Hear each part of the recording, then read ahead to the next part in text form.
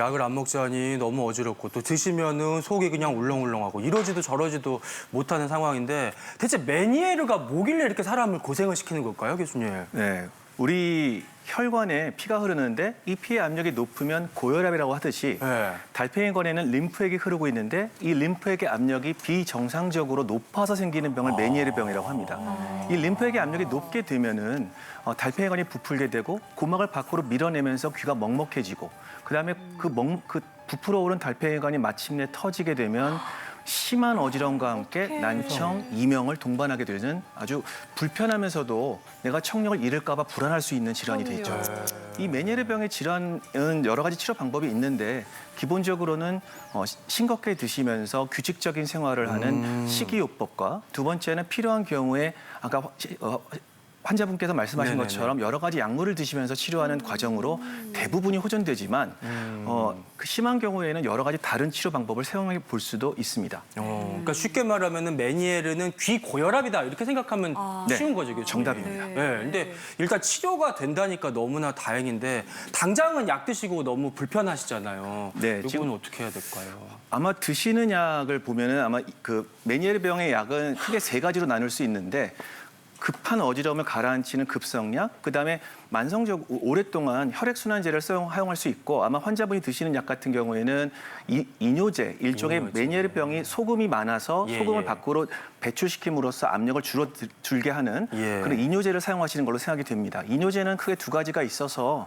뭐 다이클로지트하고 이소바이드라는 약으로 나뉘게 되는데 네. 아까 말씀하신 물약은 이소바이드인 것 같습니다. 아, 그래요? 근데 다이크로직 같은 경우에는 좋은 약이긴 하지만 뭐 근무력증이 생길 수 있어서 토마토나 바나나를 같이 드시는 걸 관이 권유드리고 예.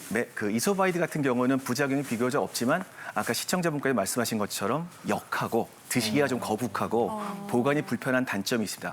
그렇기 때문에 메니에르 병에 쓰이는 약들은 담당하시는 선생님과 잘 상의하셔서 나한테 부작용을 최소한으로 일으킬 수 있는 약을 잘 선택해서 사용하실 것을 권유드립니다. 그러니까요. 네, 약물 잘 조절하셔서 완치되시길 바라겠고요. 그럼 메니에르병 외에도 귀 속 이상 때문에 생기는 어지러움 질환은 또 뭐가 있을까요, 홍 교수님?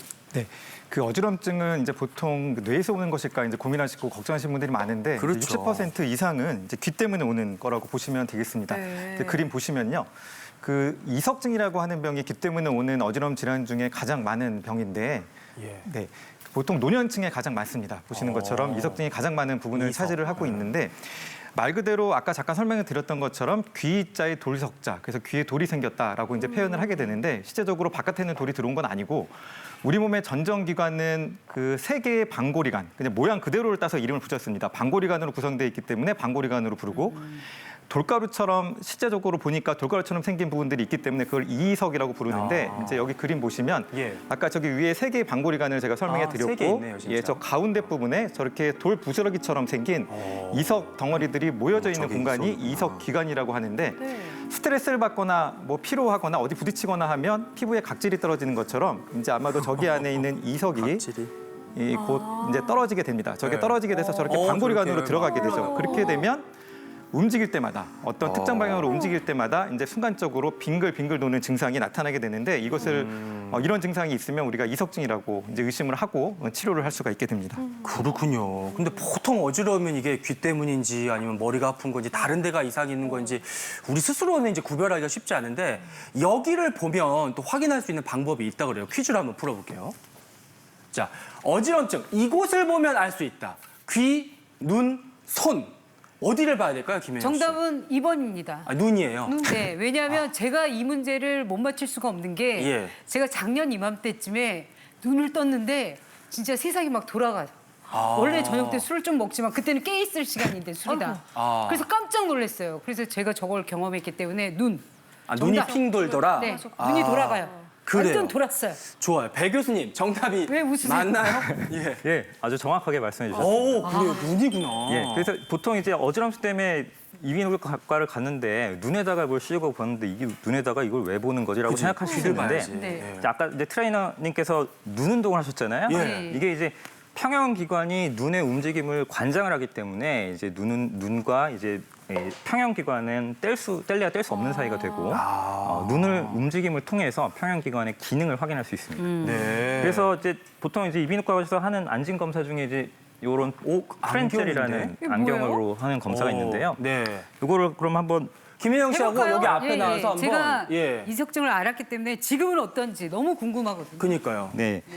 이 자리에서 한번 해볼게요. 요거를 한번 네. 보시면 돋보기입니다.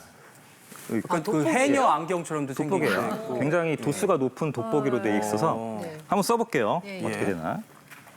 아, 이게 실제 이비인후과에서 하는 네. 검사인 거예요? 네, 맞습니다. 실제로 하는 거. 그래서 불을 네. 켜면 어머, 눈이 보이죠? 어머, 눈 좀 봐. 신기해라. 돋보기라서 눈이 아주 커 보여서 얼굴도 아주 예쁘게 만화 주인공 같아요. 보시죠? 예뻐 보여요? 그럼요. 아주 예뻐 보이죠? 캐릭터 같아. 예, 캐릭터 같이 이렇게 보이는데요. 네. 안에서는 아무것도 안 보실 거예요. 그렇죠? 예, 예. 네. 예, 이게 시 고정이라고 눈을 이제 보지 못하게 일부러 이렇게 만들어 놓은 거고요. 이렇게 해서 보시면 이제 김영인 같은 경우는 정상이시기 때문에 눈동자의 움직임이 없습니다. 아. 이 오른쪽으로 한번 보실까요? 네, 이때도 움직임이 없고요. 왼쪽. 이때도 움직임이 없습니다. 오. 이게 정상 소견이고 한쪽 평형 기능이 망가지거나 이렇게 되면 이때 이제 비정상적인 눈의 움직임을 관찰할 수가 있습니다. 그렇군요. 그러면 이제 실제로 우리 환자를 진료할 때 예. 요새는 이제 기구가 좋아져서 이거를 이제 녹화를 해서 비디오로 볼 수 있게 만든 도구들이 있는데 네. 실제 환자 사례를 보면서 어떻게 검사를 하는지 진행을 좀 확인해 보도록 하겠습니다. 네, 한번 볼까요? 네. 이렇게 자, 저렇게 보면- 하는 거군요, 교수님. 네. 네, 맞습니다. 지금 보시면 환자 고개를 눕혀서 좌우로 이렇게 이리저리 돌리고 있죠. 예, 그러면 눈의 움직임이 조금씩 있는 게 보이실 겁니다. 맞아요. 예. 조금씩 흔들려. 아, 저렇게 저게 이제 또. 특정 방향으로 고개를 돌렸을 때 눈의 움직임이 저렇게 특정 방향으로 나타나게 툭툭 됩니다. 치는 것처럼. 맞습니다. 예. 툭툭 치는 것처럼.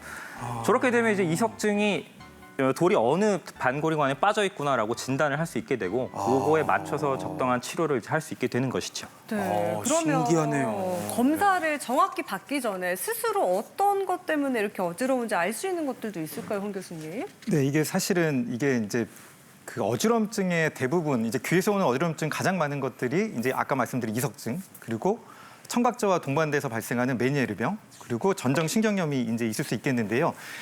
사실 이런 귀에서 오는 어지럼증 3대 질환이라고 부르는 것들이 대부분 머리에서 오는 어지럼증과 일부 유사하게 발생하는 경우가 있습니다. 그렇기 때문에 초기에는 사실 이게 머리에서 오는 어지럼증인지 귀에서 오는 어지럼증인지를 잘 구분하는 게 힘들기 때문에 그렇죠. 저는 사실은 병원에 오셔야 됩니다. 그런데 다만 이제 귀에서 오는 어지럼증이라고 전제를 하고 저 이석증, 전정신경염, 메니에르는 증상에 따라서 좀 나눠지는데 이석증은 머리를 움직일 때마다 수초에서 한 몇 분 정도 지속이 되는 어지럼증이 머리 움직일 때마다 발생을 하게 됩니다.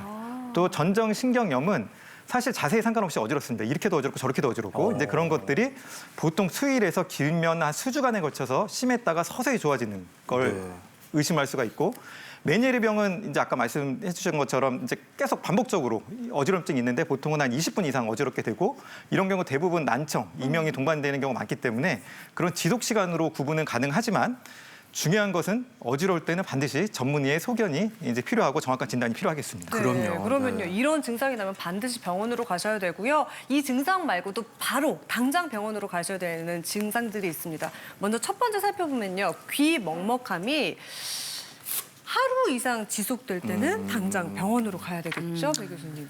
네, 귀 먹먹함이 하루 이상 지속될 때 우리가 생각해 봐야 되는 두 가지 질환이 있습니다. 첫 번째는 돌발성 난청이 저음역대로 나타나는 경우에 먹먹함이 주증상이 될 수 있고요. 두 번째로는 이제 공기 압력이 귀 안에서 조절이 잘 안 될 때입니다. 아까 이제 비행기 말씀을 하셨는데 네. 그렇게 이제 압력이 조절이 안 되는 이유가 뭐냐면 이 모양을 보시면은 여기가 고막이고요. 아까 이쪽이 귀 길이라 그랬죠. 여기 보시면 관이 하나 있습니다. 요 관이 이관이라는 관인데요. 이관. 예, 요 이관의 끝은 콧구멍 뒤쪽이랑 연결이 되어 있고요. 요게 이제 원래는 닫혀 있다가 침을 삼키거나 하품을 할 때 잠깐씩 열어주면서 이 귀 안쪽에 공기를 순환을 시켜주는 역할을 합니다. 그런 원리구나. 근데 이게 이제 열려야 될 때 열리지 않고 닫혀야 될 때 닫히지 않게 되면 압력 조절에 문제가 생기기 때문에 귀가 먹먹하고 이런 증상들이 생길 수 있습니다. 이게 이제 한 3개월 이상 지속되거나 그러면 수술적 치료가 필요할 수도 있기 때문에 병원을 꼭 가보시는 게 좋을 것 같습니다. 그 이 먹먹함이 그 우리 귀에 샤워하다 물 들어가면 그런 느낌 같은 거예요? 그렇죠. 그런데 귀에 물은 없고 물은 없는데 네. 아 요거 좀 비행기 잘- 탔을 때 이제 높은 데 올라가거나 이제 스쿠버 다이빙 했을 때 먹먹한 이런 네. 느낌과 물에 오히려 들어갔을 때. 비슷하다고 엘리베이터 탈 때도 맞습니다. 간혹 엘리베이터도. 느껴지더라고요. 고속도로 이제 터널 지나갈 때 먹먹함 느끼신 분들 있을 내리막 거예요. 쫙 할 때 이런 예, 느낌. 그런 거랑 비슷한 예, 느낌. 요거 잘 좀 증상을 기억해 둬야 될 것 같고요. 그다음 보시면 이명이 어떻게 발생할 때인가? 규칙적인 박자로 소리? 발생할 때. 규칙적이면 왠지 더 좀 낫지 않나 싶은데. 네. 그럴 수도 있는데요. 이제 사실은 대부분의 이명이 뭐 풀벌의 소리, 매미 우는 소리 난다고 표현을 하는데 가끔 이제 환자 오진들을 보면 자기 심장 박동 소리처럼 규칙적으로 뛰는 이명이 귀에서 들린다고 표현을 하거나 맥박 소리처럼 들린다고 표현하는 맥박처럼. 경우가 많은데 이런 경우 대부분은 혈관의 이상 주행, 귀로 들어오는 혈관의 이상 주행으로 이제 발생하는 경우가 많고요. 보통은 이제 예를 들어 오른쪽 귀에 이런 박동성의 이명이 들린다 그러면 사실은 여기 주변에 혈관을 이렇게 누르거나 아니면 이렇게 고개를 움직이나 해서 이명 증상이 완화되는지 혹은 악화되는지를 확인함으로써 내가 어떤 문제를 가지고 있구나라고 대충 짐작을 할 수 있게 되고 병원에 오게 되면 이걸 확인하려면 CT나 경우에 따라서는 MRI를 찍게 되죠. 네, 대부분은 정맥동의 이상 주행으로 발생하는데 이런 경우 대부분 수류적 치료로 완치되는 경우가 많습니다. 그러니까 이런 경우도 반드시 병원에 오셔야 됩니다. 간혹 내 심장 소리가 막 귀에 들리는 것 같다 이렇게 표현하시는 분들이 있는데요. 이런 증상이 있으면 바로 병원으로 가시고요. 또 세 번째 증상은요. 돌발성 난청이 나타났을 때도 바로 병원으로 가야 되는데 갑자기 뭐 안 들리고 이러는 경우로 말하는 건가요, 안 교수님? 아까 배 교수님 말씀하셨듯이 귀가 갑자기 먹먹할 때 의심할 병 중에 하나가 돌발성 난청이라고 말씀드렸잖아요. 그렇듯이 돌발성 난청은 편히 자고 일어났는데 갑자기 한쪽 귀가 안 들리고 때로는 어지러움을 동반하기도 하는 응급 질환이라고 할 수 있습니다. 응급이다. 돌발성 난청은 저희들이 굉장히 치료율을 높이려고 노력하고 있지만 아직까지 75% 정도 치료율을 보이고 있고 돌려 말하면 25%의 환자들은 회복이 원하는 만큼 되지 않는 질환이라서 환자들이 돌발성 난청으로 진단을 받으면 가급적이면 빨리 일주일 이내, 늦어도 2주일 이내에 스테로이드 복용이라든지 고막내 스테로이드 주사, 그다음에 고압산소요법 등의 치료를 필요로 합니다. 그리고 돌발성 난청은 뭐니 해도 왜 생겼는지 원인을 찾는 게 중요한데 돌발성 난청의 경우에는 100명 중에 4명에서는 뇌종양을 동반한다, 뇌종양으로 인해서 돌발성 난청이 생긴다고 말씀을 드립니다. 대표적인 것이 청신경 종양인데 그렇기 때문에 특히 재발한 경우 그리고 청력이 매우 나쁜 경우에는 꼭 뇌 MRI를 찍을 것을 권유드립니다. 또 한 가지는 이제 돌발성 난청이 열심히 치료해서 좋아졌는데 다시 재발하는 경우가 있거든요. 요새 들어서 뭐 사회적으로 스트레스도 많고 과로도 하고 피곤해가지고 젊은 분들이 저음성 난청, 귀가 먹먹해서 와서 저음성 난청을 주소로 문제가 돼서 오는 분들이 꽤 많습니다. 저음성 돌발성 난청이 굉장히 빈도가 높은데 이 저음성 돌발성 난청은 열심히 치료하면 치료 효과가 굉장히 높은 반면 그 조금만 더 과로하고 피곤하면 다시 재발할 수 있는 위험도가 높아서 보통 돌발성 난청이 생기고 최소한 3개월 정도는 충분한 휴식을 갖고 추가적인 소음에 노출되지 않도록 권유드리고 있습니다. 네, 아무튼 돌발성 난청이 의심되면 지체하지 말고 병원에 가서 치료를 받으셔야겠고요. 그다음에 무엇이 재발했을 때일까? 이석증이 재발했을 때 이때도 바로 병원에 가야 되는 거군요. 그 이석증은 재발률이 이제 5년 내 재발률이 20%가 넘을 정도로 재발이 흔한 질환이고요.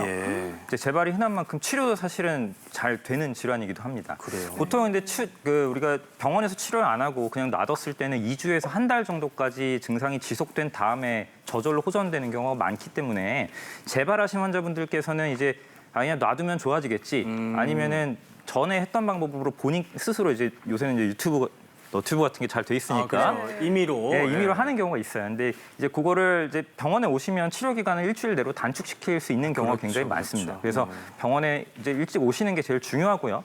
또 이제 아까 이제 동영상 보셨겠지만 이제 세방고리관이라는 거는 한쪽 귀에 3개, 반대쪽에 3개, 그래서 총 6개가 있습니다. 이석이 어디 빠졌을지 알 수 없습니다. 그냥 증상으로는요. 그래서 병원 가서 어디에 있는지 확인을 하고 그거에 맞는 치료를 해야 됩니다. 그래서 병원에 재발을 하시더라도 꼭 오시는 게 좋을 것 같습니다. 명심히 하겠습니다.